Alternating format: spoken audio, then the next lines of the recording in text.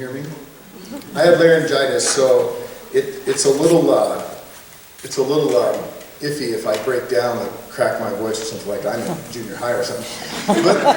But the reality is, I was really honored when I was asked to be here, and I'm so grateful for the opportunity to do this. One thing you're going to learn about me tonight is I'm a passionate guy. I asked for a lapel mic, and they said, no, we want you locked down. What I want to describe to you what tonight's going to look like for me. My speech, I'm going to tell you stories. I'm going to share what success is to me.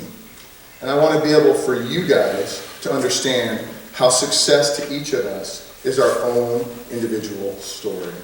And my stories are going to be a little wild sometimes, but hang with me. So, about 8 years ago, we're sitting around the table. Me, my wife, Lydia, and her boyfriend, my 2 daughters, and we're talking, we're having a great time, right? And somebody comes up with this novel idea, let's play a board game, right?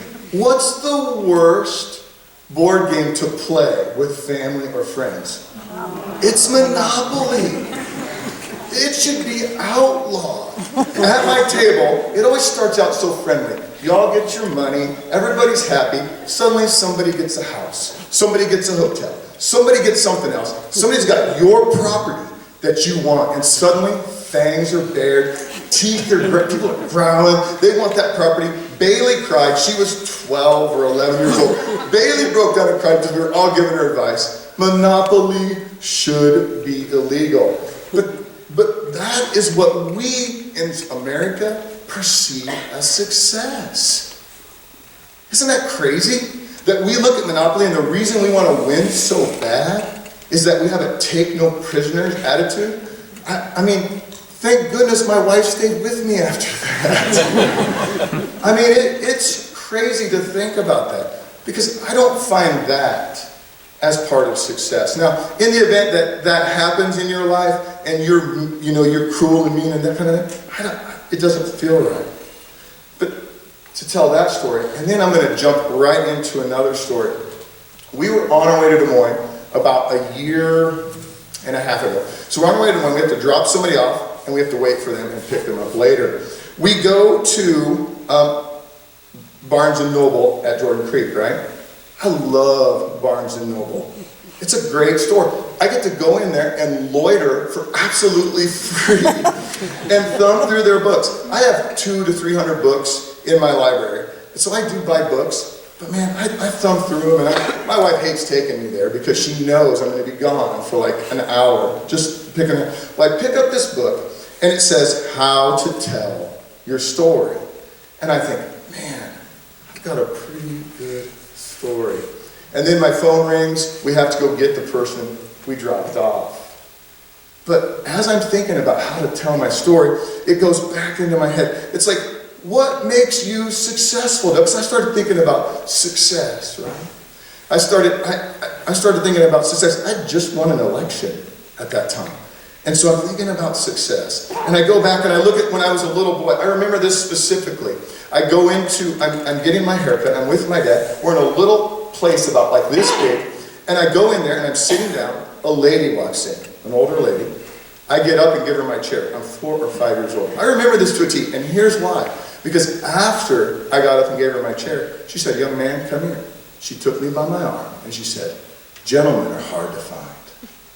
Always be a gentleman. And when you think about that, courtesy is a success story. That lady spoke that to me. It means something.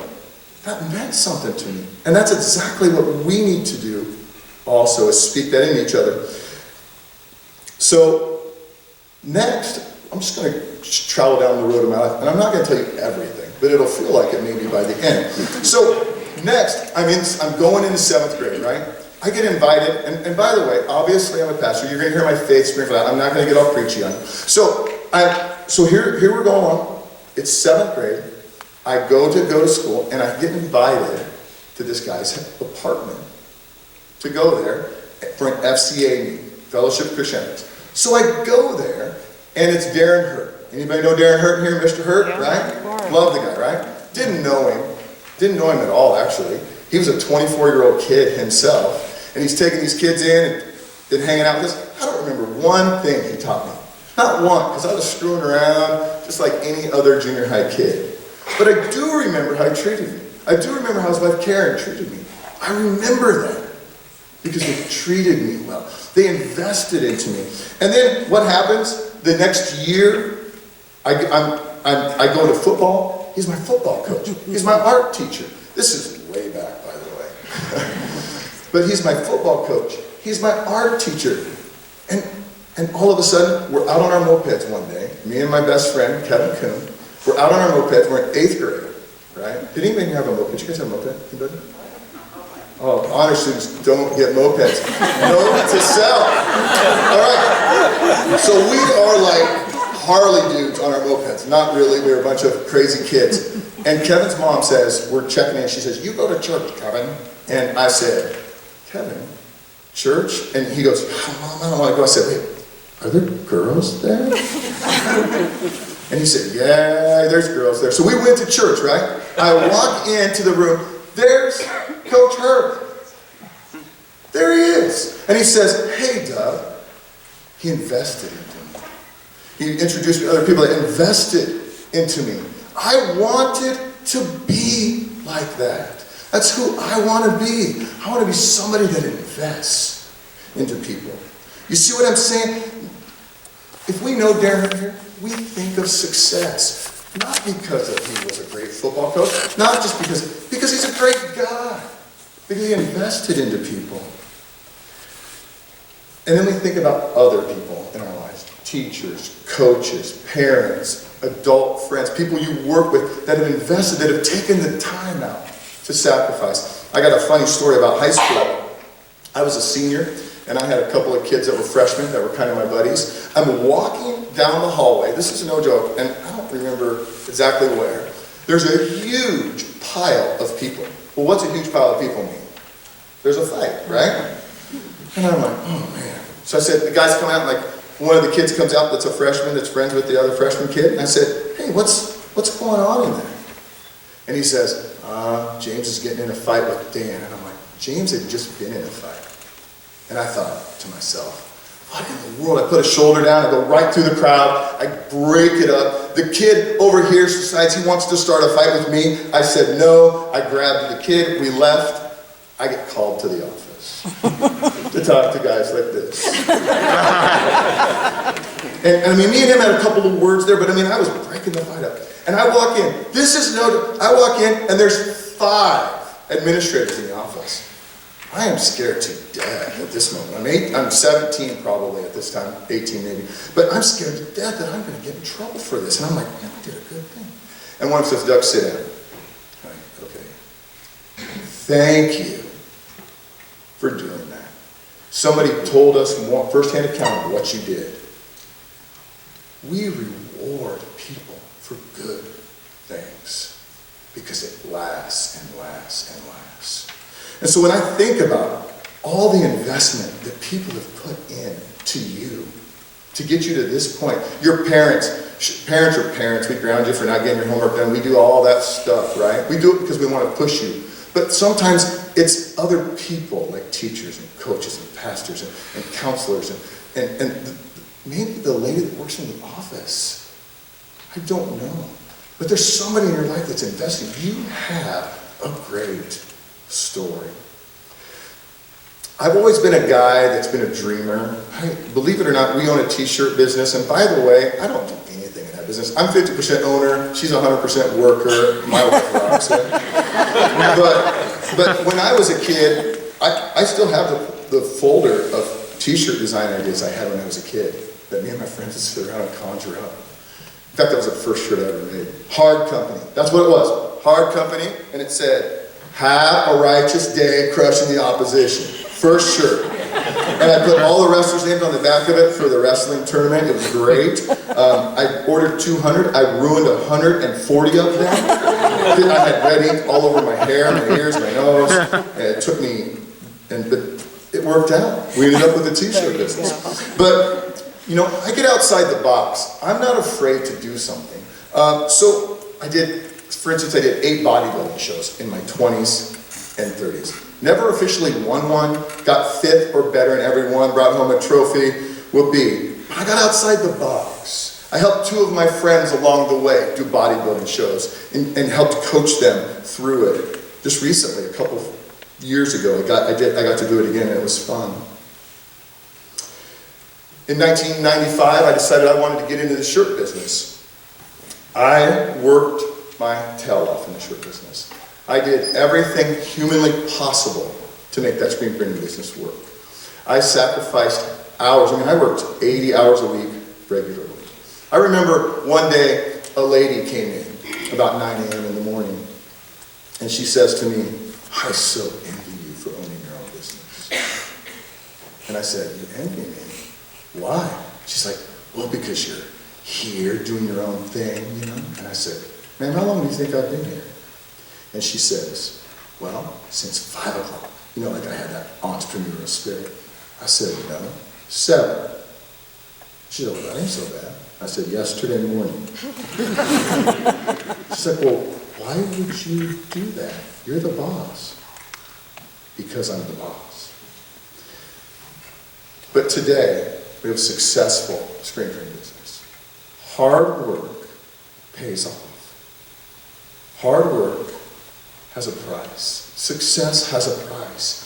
And you've always got to remember, in that price of success, hard work, but you got to remember people. Because when I was working 100 hours a week, our marriage wasn't really hot. Not at all. In fact, it was rough those days because I was so determined. But thank goodness that did not end up the wrong way. Eventually, we weren't making enough money. Had a lot of money going through my hands, paying people, paying things. And I was actually paying my employee more than I was making. I had to get a job. It was a humbling experience.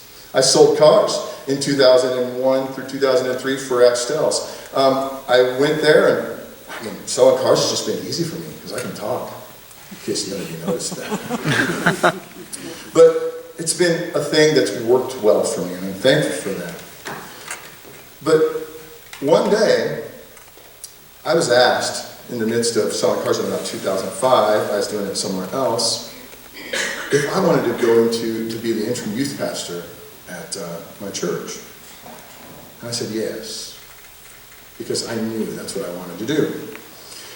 And so I took on a youth group of 50 to 70 kids, it was somewhere in that neighborhood, just depends, from junior high to senior high. I took on 23 adult leaders. Man, I felt pretty good. These were my friends, my coworkers, my adult leaders. And here's what happened. I had my first meeting, had this great meeting. 16 of them said, "We're not going to do it anymore. We love you, Doug, but you're on your own." I'm like, wait, what am I going to do with these 50 kids? I need your help, right? So I started working and trying to bring people in, people to come together, right? I got them to come together. And what I learned real fast was, I was getting more and more great people to work with me. Suddenly, 15 of those 17 people came back. Yes. I had all kinds of people. But here's what happened. The youth group grew. But why did it grow? Because the people that were working with me, they were awesome. They deserve all the credit. Because when they got on task, when one was a van driver, when one was running tech, when one was garden kids, we had 125 kids coming every single Wednesday night. It was crazy. Some of you in here remember that. It was crazy. But we got it done. And what happened was, it looked like it was me, but it was the people that I worked with.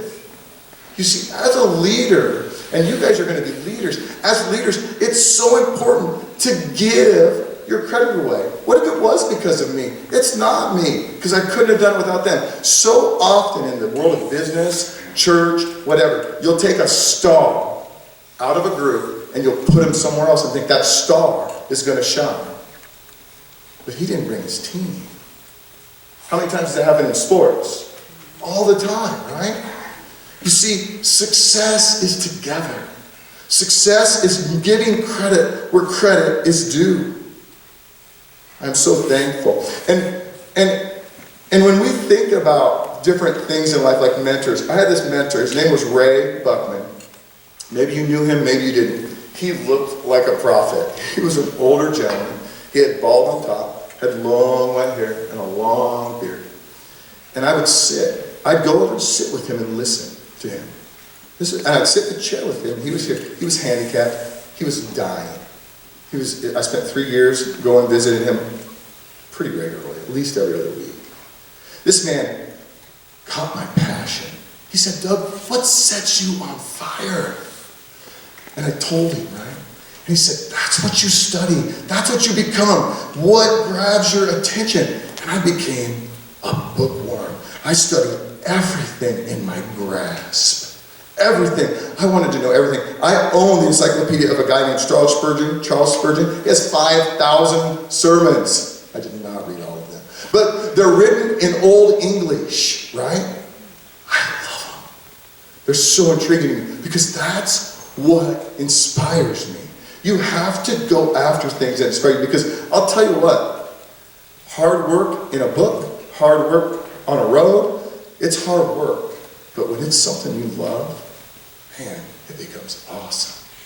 When I got to make this message today, when I got to make this speech, or not today, but when I got to make this speech, I was so excited because this is what I love.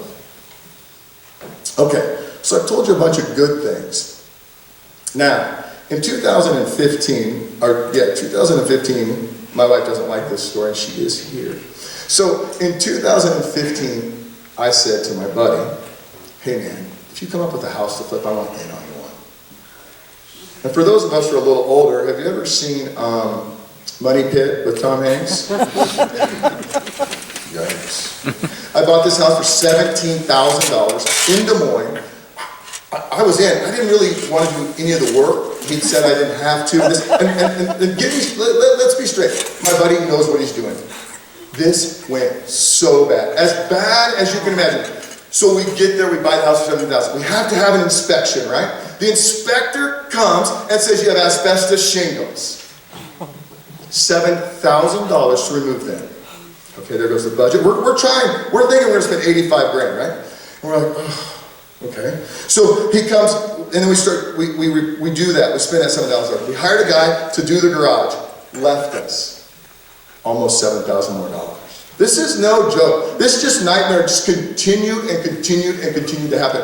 The inspector, the city inspector came, and he come to see what we were doing on the garage, and we had a big dumpster out front beside it, and he says, what are you guys doing in there? And we decided to tear out lath and plaster. Before we tore out the lath and plaster, we did do a rewire. It cost us $5 grand. And we decided, hey, we tore out the lath and plaster. Has anybody ever tore out lath and plaster? Don't do it. Don't say no if you ever do it. Just repair the plaster. So it was a nightmare. It costs like $4 more grand. And then you go in. He goes in. The inspector goes in to see what we're doing. He says, whoa, you guys have tore out all the walls. You guys have done everything. Stop what you're doing. You know that old song by Humpty Dumpty, stop what you're doing because I'm about to ruin? Maybe some of you may recognize it. But, so he says, stop what you're doing. You got to go get a new electrical permit. You got to go get a new electrical permit and rewire it to new code. Cost me 10 more grand.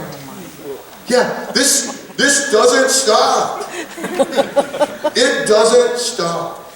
So by the time I'm done, this was in 2015. I weigh 222 pounds every morning, give or take, right? I was weighing that day. In 6 months of that, I weighed 202. I was not sleeping, I was not eating, I couldn't hardly look at my wife and tell her the truth about what was going on, because I'd taken a risk. I didn't know what to do, and the bank's now saying, hey, what are we going to do here? Because I had a construction loan. I had to renegotiate with the bank. I mean, I was in trouble. I was in financial trouble. And so it goes on, and it goes on, and the bank works with me, and we get some stuff done, and I called another friend, and I said, what am I supposed to do, dude? I am $30,000 over in this house. And he says, rent it. I said, I don't want to rent. He said, rent it in 3 to 5 years, you'll get your money back. The answer was that simple. And the reason I tell that story is it's a good story. And two is, it's resourcefulness. You see, I wanted to hide. When I was in my bed, not being able to sleep, I didn't want to tell my wife. I'd go out, I couldn't sleep. I didn't want to tell her because I hated to let her down. But if I'd have been more resourceful and a little bit more humble, that would have been fixed a lot sooner. So, 2017 of August, believe that, 2 years. I rented it to a 2-year leasee that is golden. But it's still a painful story. I'm hoping someday that turns around. But the point of the story is, it's resourcefulness. We have to be resourceful. And things don't always go our way. Our plans are interrupted, because that was supposed to be a 3 or 4 month flip. But my plan got interrupted, right? So we're there. So on November 8th, I won the Jasper County Supervisor election, right? I was on top of the world. I mean, I felt pretty good. I won with flying colors. I was excited. But then I started thinking, what am I going to do? It's a big job. So I was excited about that win. Now, we're going to go back to Barnes & Noble, all right? November 8th, I won that election. November 17th, I was in Barnes & Noble, 10:30, 11 in the morning. We had come from the hospital in Newton with an hour-and-a-half nosebleed with Bailey. And Bailey said she had to take a test at beauty school. She had not been at school but maybe 2 days of the last 10 because of the pain. And we didn't know what was going on with her. You know, in a second, your life can completely change. Because when I picked up that book and I said, tell your story, man, I was excited to tell everybody about my success. And all of a sudden, the world goes black. My daughter the next day is diagnosed with childhood leukemia, and many of you know her. You all know her probably in some way, shape, or form. She was the girl that sang at the Cancer Busters basketball game, the national anthem. But we took her, we went through an absolute nightmare with her, for her. You know, when she had just gotten home after being out of the hospital after it was about a month after or so.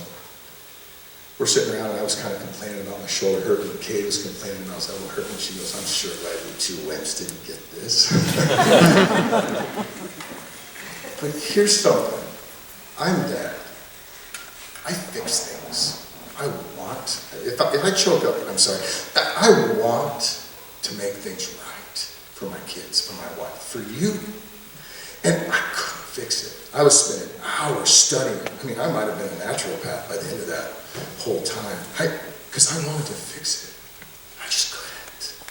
There was nothing I could do besides give her every opportunity that I could. And it was tough. But Bailey, any of you that know Bailey will understand this story. So, she says, Dad, I'm going to go back to school. I said, you're taking 6 months off. You're going to get better. She's like, Dad, if I spend one more day in this house, I'm going to kill somebody. I said, okay.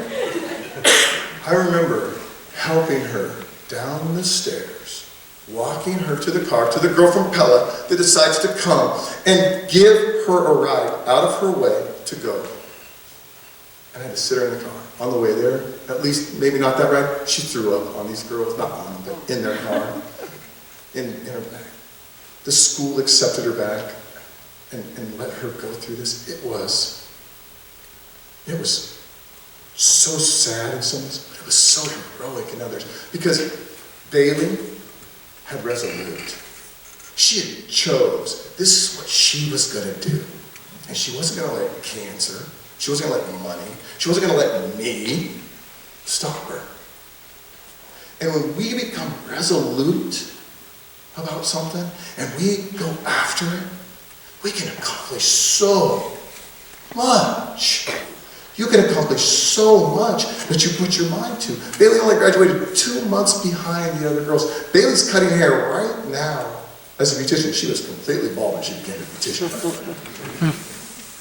Her hair's growing back. She's got a good head of hair. I think she cuts your hair, doesn't she? Yeah. But what I'm getting at here is this. Success isn't monopoly. Success isn't just what I accomplish or just all this stuff. Success is how you treat people. Success is what you do with what you get, whether it be encouragement, whether it be money, whether it be space, whether it be time. Because I'll tell you what, I can hand any of you kids a $20 bill and you're like, hey, thanks. But if I took you out to eat and sat down with you and hung out with you for a little bit, maybe you'd go, maybe you wouldn't. But we would have a friendship. It means more. When I think about Mr. Hurt, when you think about your coaches, your teachers, when you think about those things, it means more. To you adults in the room, be a mentor. Don't be afraid to do it. Don't be afraid to be a mentor to young kids. They need you. They need you to say, good job. They need you to say, hey man, that wasn't cool.